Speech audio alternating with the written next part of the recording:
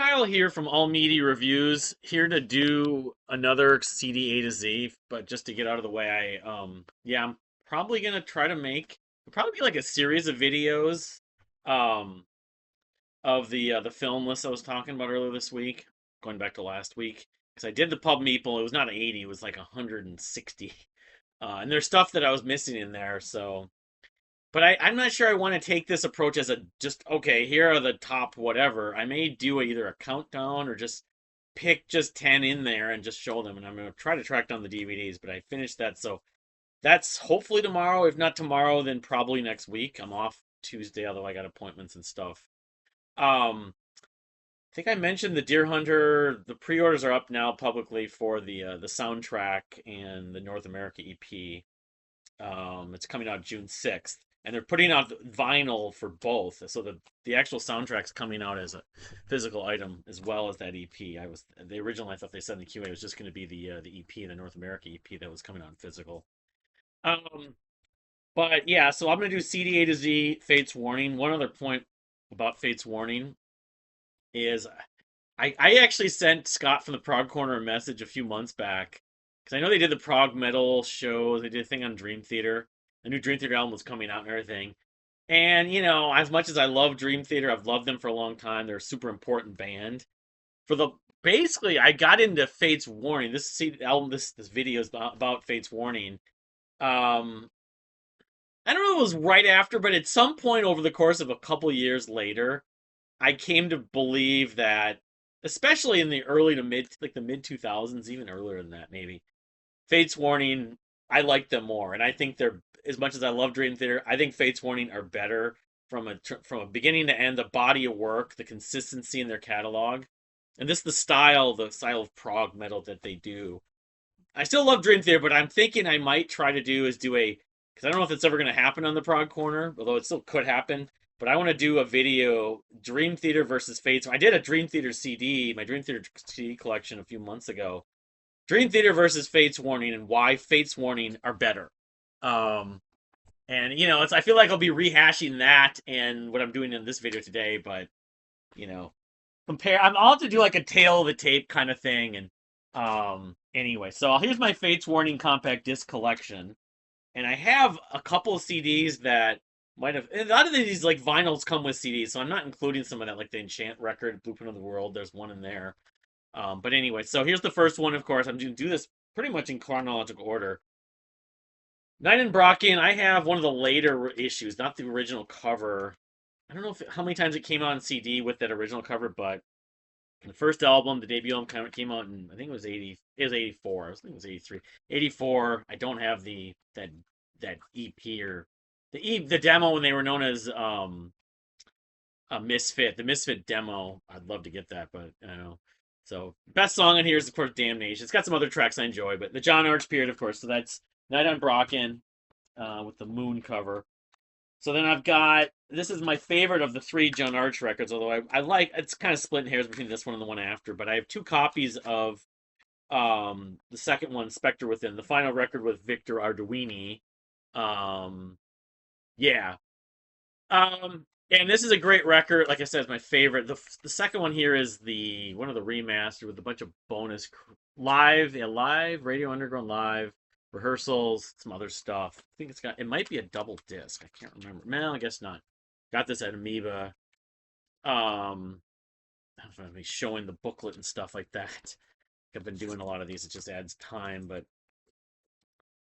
but yeah, the Apparition and Epitaph are the two. Traveler in Time's the other go-to on this, but I love this record beginning. I like the artwork. Um, this is what the first album had some moments was mostly like Nawabum inspired and Iron Maiden inspired. This is their sort of doing their form of prog metal of sorts, especially on Epitaph with the synths and stuff. So here's my original. I bought at Sam Goody, I believe, in West St. Paul on Robert Street. I remember when I got this because this was one of the final albums in their discography when I was getting into Fates Warning in the mid to late 90s. I was like super like excited when I got this because I hadn't heard it and I've been loving especially the Ray Alder stuff, but I've been enjoying everything from them. So this is one of those CDs that I can definitely sort of traced to massive amounts of nostalgia and like where I was, what it was like when I bought it. Even though it was when it came out, this was like 1990, maybe I don't know, 95 or 96. But anyway, Spectre Within, two copies. So then I've got, oh, I thought I had another. Yeah, right here. I'm sticking at the end here. I don't know how that ended up. Got at least two copies of the final John Arch album, the first album with Frank Aresti, Awaken the Guardian, the classic, 80s metal. Um, it's got songs like the apparition, Fata Morgana, Guardian, the bat that sort of ballads like 7 minutes, builds and gets a fast part at the end. Prelude to Ruin. This is, yeah. I mean, I don't look at it like close to the edge and that it's overrated. I just have never. I still love it a lot, but I just have never preferred it over Spectre Within a little bit. But but it's still, I understand the praise. I don't think it's overrated. I think it's about properly rated. I just think Spectre Within is underrated. But so then I have this other version that came out. I know this was like disappointing to the production. It has a live disc DVD. I think it was when they did a reunion in the mid 2000s with John Arch, maybe late 2000s, whenever that was. Got the two discs. Same, yeah. Awaken the Guardian DVD. It's got a DVD. I think they did the whole. They may have. Yeah, they did the whole thing live, and then maybe they did the whole thing live.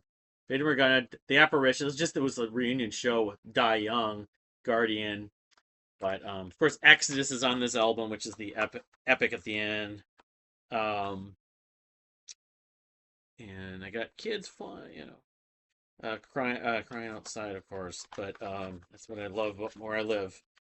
Um, Giants. The Giants lore is another one. But anyway, these are my two copies of Awaken the Guardian. So all right, then I've got a couple copies. I've got a couple copies of a lot of these albums. That's how much I favor and appreciate Fate's Warning, Connecticut's Own. So this is No Exit, the first album with new singer Ray Alder, and it features the whatever it is, the 25 minutes, at least 20 minute suite, the Ivory Gate of Dreams, memories of driving through. I had the cassette tape for this too, but yeah, Ray Alder's doing his biggest falsettos. I've come to like sort of be reminded of Rush, among others. I mean, it's maybe their heaviest album. The thrash riffs in this. This is also the last album with original drummer Steve Zimmerman, but the thrash riffs in this, they're all bordering on thrash metal at times. But of course, it's got which the Aggregate Dreams Quietus is probably some of my favorite part. But there are different sections that I just love. Whenever I listen to it, I don't listen to it enough. But this is the what is it? The 2017 remaster. It's come with like demos and stuff or a DVD. I can't remember, but bonus tracks. Quietus demo, yeah. Some takes from the Ivory Gate of Dreams, but this also has like Silent Cries, which they did a video for. Anarchy Divine, which I think they also did a video for. Either then that might have been well. See, they had a couple songs that were used in soundtracks. Um, there was one song that was in the River's Edge from Spectre Within. I believe it was Orphan Gypsy. I think, but I think also I don't know. I want to say that Anarchy Divine was used in the movie, but either that or it was um I forget. I should know this, but yeah, No Exit is one of my favorites. Not my favorite album of theirs, but even though it's a lot of it's '80s production, it's very thrashy. It's got an '80s hair metal element to it. Ray's vocals, even though he's doing these soaring, screeching high falsettos, it just holds up for me in a lot of ways where it flows well, got the epic. It made like thrashy metal sound progressive, and I grew to appreciate it even from just this album alone. Was one of the biggest cases of that. So even though the production would get better, but so all right. So then I've got some of this wasn't in perfect order. I don't think because I well, guess not. This is no bueno. Yeah, I can't. Well, all right.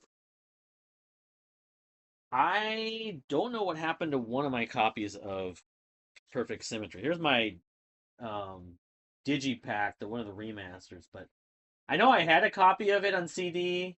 I probably do, but it is not currently showing up on my collection unless it's over there. But anyway, this is the special edition from nine 2008. Yeah, which I think comes with a DVD and an extra scene, so it's like a triple disc. And this is the first album with drummer Mark Zonder. Second album with Ray Alder, of course. I think it's also the first album. I think this is the first album they worked with Terry Brown. No, this is Roger Probert. My bad. This is he did production just on this, but this has a whole boatload of stuff. But I had this on cassette tape, and I'm like 98% certain, 90 of the number, that I had this. I had an original, like a previous copy on compact disc. Maybe I didn't. Maybe I just had it on CD. This doesn't make sense. It would have taken me till 2008 to get a copy of it. Oh well, it's not gonna kill me, but it's sad if I don't have it anymore. But yeah, it's got nothing left to say. That's the epic closer, but several other tracks. It's very refined. There's some violin on this. Through Different Eyes was a single, of course. That's my favorite, like prog metal single, if you want to call it, maybe ever. I don't know if that's true necessarily. It's a radio friendly song, but it's still progressive in a lot of ways. The Arena, Chasing Time, oh, that's dreamy. Um, Fate's Hands. Kevin Moore, I believe, is on a feature on that. You know, of Dream Theater at the time, even though Dream Theater hadn't released even their debut. This came out in '89. I think the chronology of when that came out and when Dream Day Unite were pretty close, but I think this may have come out first. But they had known because, um, well, I remember something recently there that in a discussion about Mike Portnoy with the demo tape was given to Jim Matheos from Dream Theater. Maybe it was the Majesty demo. I forget. Anyway, part of the machine.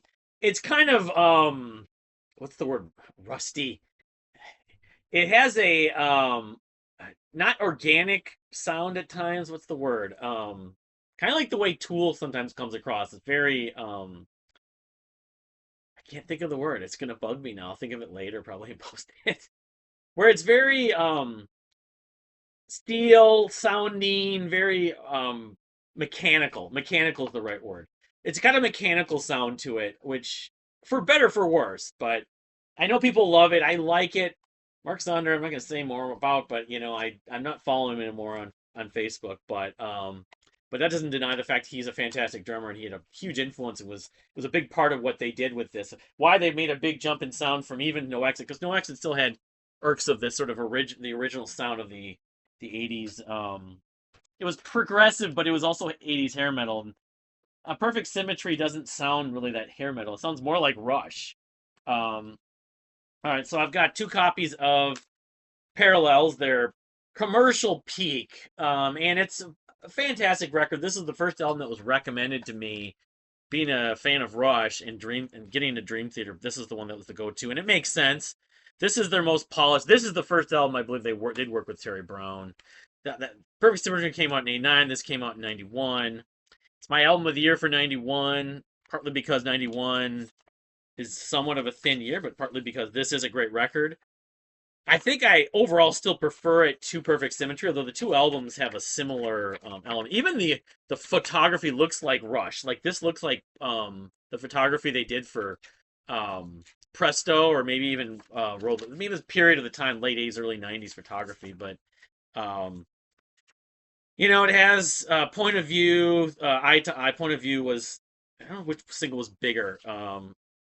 We Only Say Goodbye. That was another single, and that's not the one. Life in Still Water is the one that supposedly James LaBrie's on. Again, the Dream Theater connection, but I've never been able to hear him.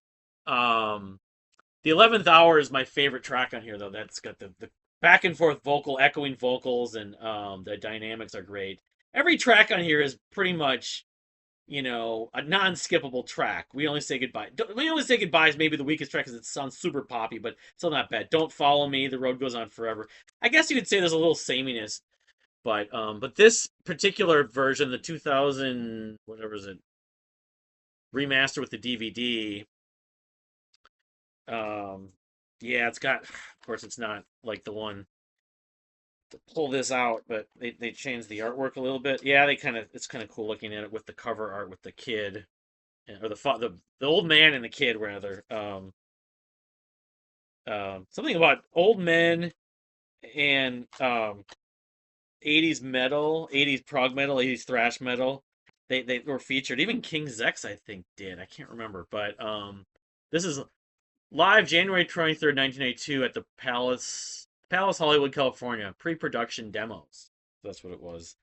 I think I listened to these once. Unfortunately, it's good to have as a fan, but and then this book, I could pull it out, and I have the wrong book in here. I don't know how that happened.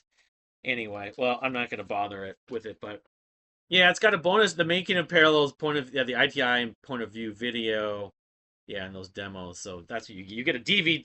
You get a live performance. Yeah, a live performance on the DVD. The bonus, the third disc, and then you get the demos.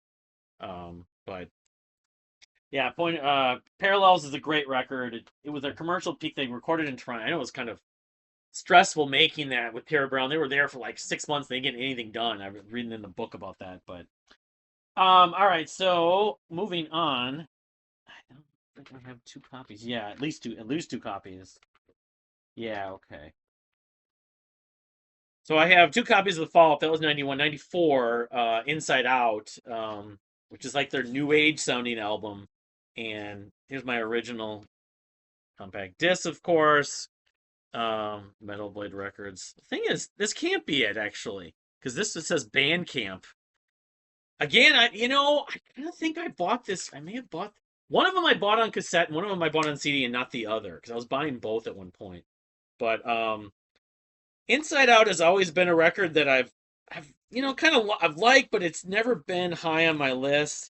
Um, People say they were just trying to make Parallels Part Two, and but I don't know if everyone was in it, like the sort of the heart was in it for everyone in the band at this point, reading through the book, and why there was departures from the band after it. I don't know if this came with a disc. It might be one of my DVD books, but this comes with a bonus DVD, which is Inside Out Live. They did the tour with Dream Theater on that time. A lot of DVD extras. Life in Stillwater, Through Different Eyes, Guardian, Mike Portnoy on drums from '94.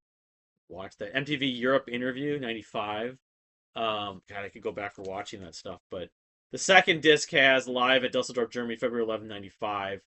I mean, my favorites on this record, the token track is Monument. That's what everyone thinks is one of their best songs. And it's a very good song. I don't know if it's like a top 10. When I did my song list, it wasn't anywhere near the top 10, but Island in the Stream, Shelter Me, Outside Looking In, and like, is it the Stream? A couple of those songs sound very similar, and they have that kind of new agey guitar. There's some riffs, but it's less metal than probably anything they've done up to this point. I mean, Monument is heavy, but that's about it. Down to the Wire.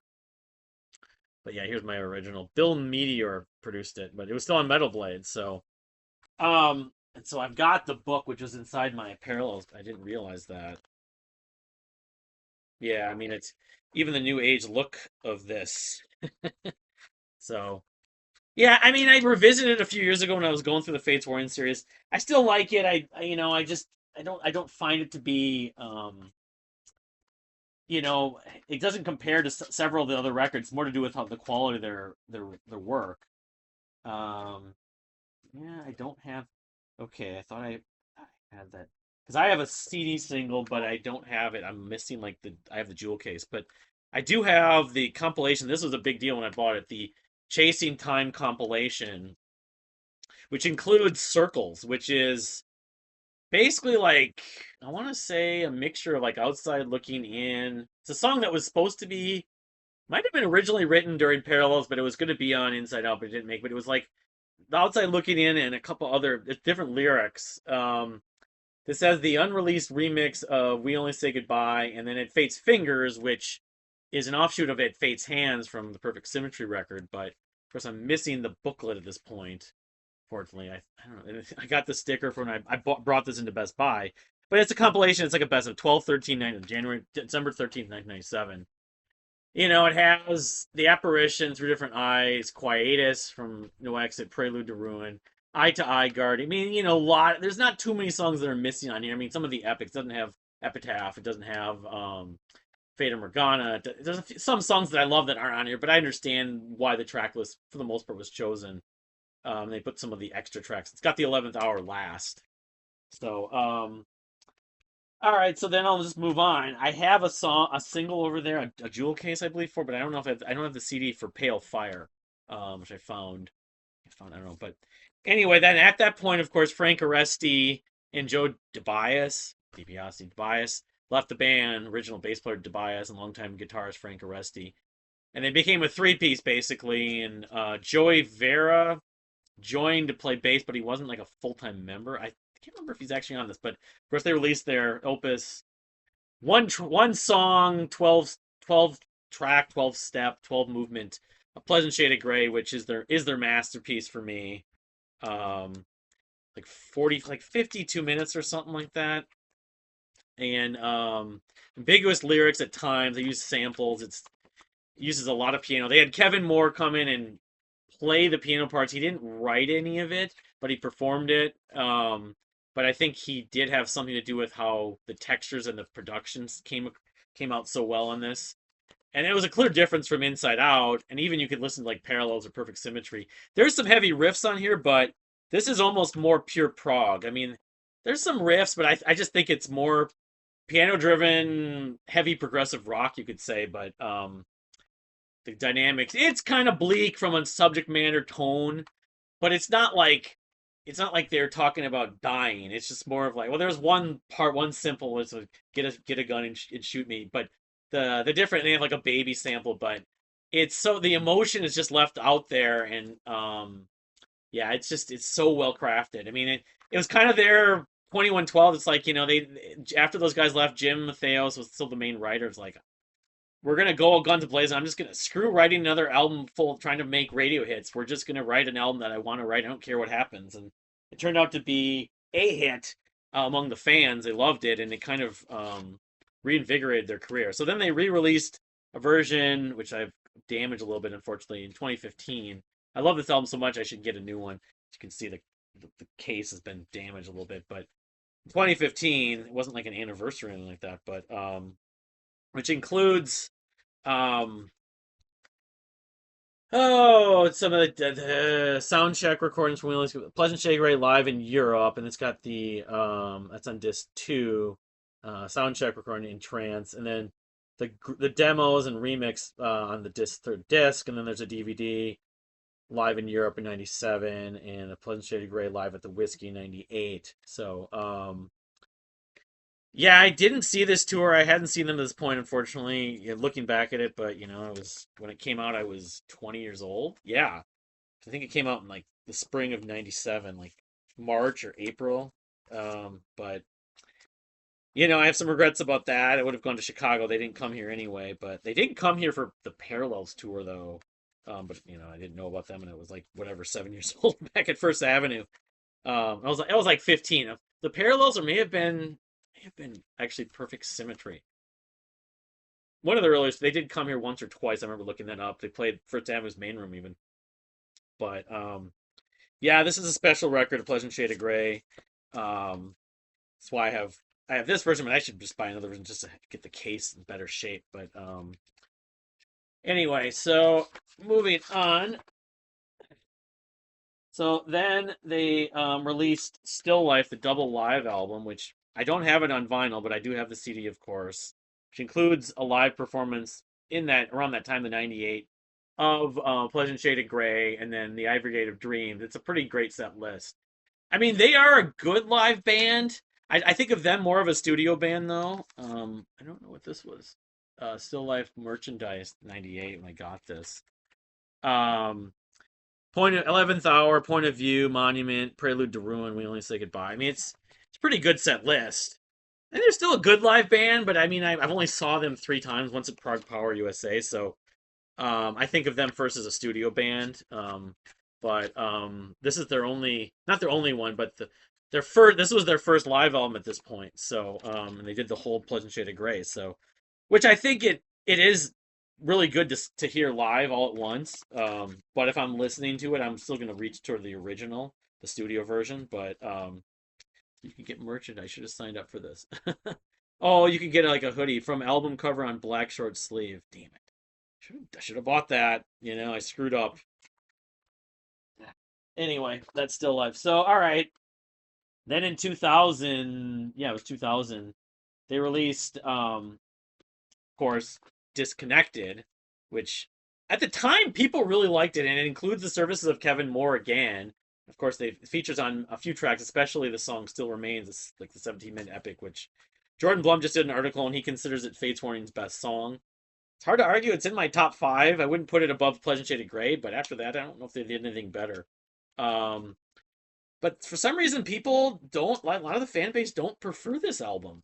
They might like that song, but they don't. I think this whole album is a tour de force. Even the band, though, aren't super crazy about it. There's an industrial, almost Tool influence at points on it, but um, again, the three guys, Joey Vera wasn't an official member, so it was just Ray, Mark Zonder, and Jim, of course. Pieces of Me, Something from Nothing. Look at the clown. It came out right at the turn of the century. But I loved it from the get. I was playing tracks off it on the radio on KFA radio right when I was doing radio. Um, and I think it's aged really well. I mean, it's kind of industrial at times. What is it? One, that's kind of the single. So is each track has those moments I talked about a few years ago that it builds to certain sections I just love, the riffs, the energy, the dynamics.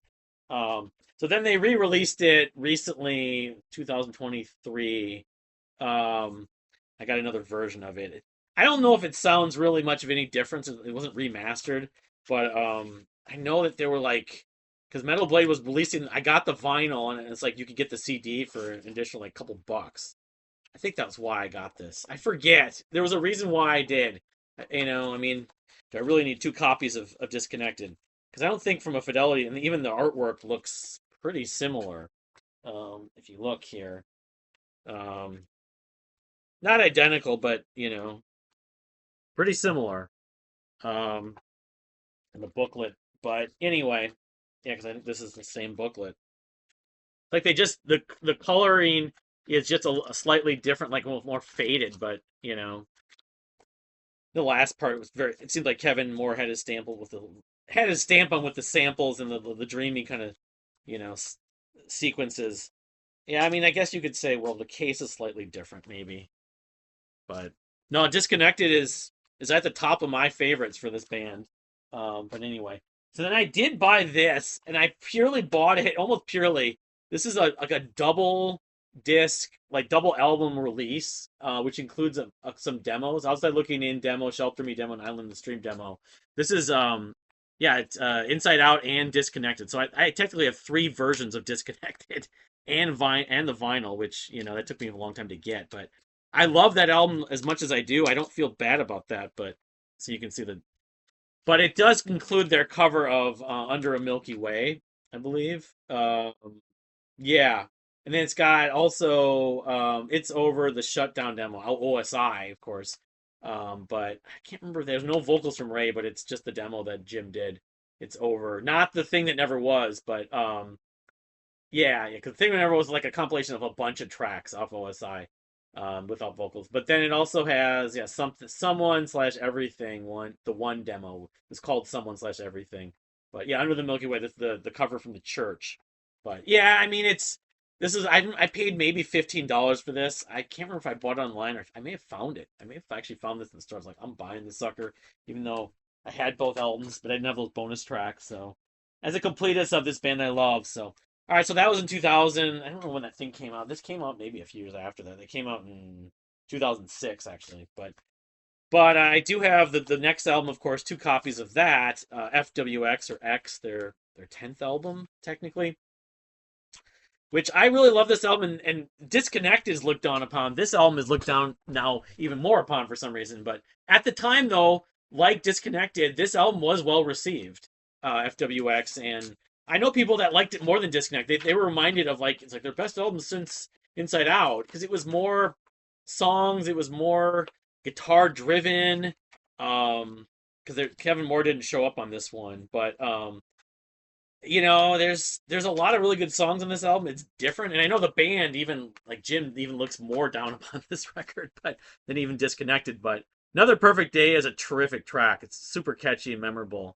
Um, the one that Heal Me. That's it sounds a little like Tool, but the dynamics in that track are great. Left Here, Simple Human. That's really heavy. Wish is very dreamy. I love this record. So then, and that was in 2004. Came on around the same time that both Marillion's Marbles came on. That was a few months after Marbles, but B from Pain of Salvation, I know. But then they re-released it like the in 2023. Yeah, and so I don't know. Again, motivation. It did come with yeah, Bobby Jar's on back drum demo, and so there were some extra tracks on this. Another Perfect Day, Bob with their current drummer at the time, so that he recorded some drums for it. I can't remember if that was purely to do with they wanted him to do it, or when he was auditioning for the band, or was he in the runnings at the time when they were looking when Mark Zonder wasn't sure he was going to stay with the band. I can't remember there's a reason why Bobby Jar's on back did do drums over those. So you get a different drummer, the newest drummer. It was kind of like hearing this album with the new drummer, a couple of those tracks. But yeah, River Wide, Ocean Deep. It's a stranger with a familiar face, maybe, but the only track I don't like that much. Handful of Doubt's pretty good. Um, yeah. So anyway, all right. So then I think this might be from the vinyl. I've got we had that long gap. Of course, Jim Matheos was doing OSI and some other stuff, and Railder was doing Redemption. So they finally, and then they did the Arch Matheos album, and then they put up the next record finally with Ray, Darkness is a Different Light. But this is not with Zonder. This is with Bobby, I believe, in 2013. Because Zonder, after FWX, he basically decided he was not going to tour with them.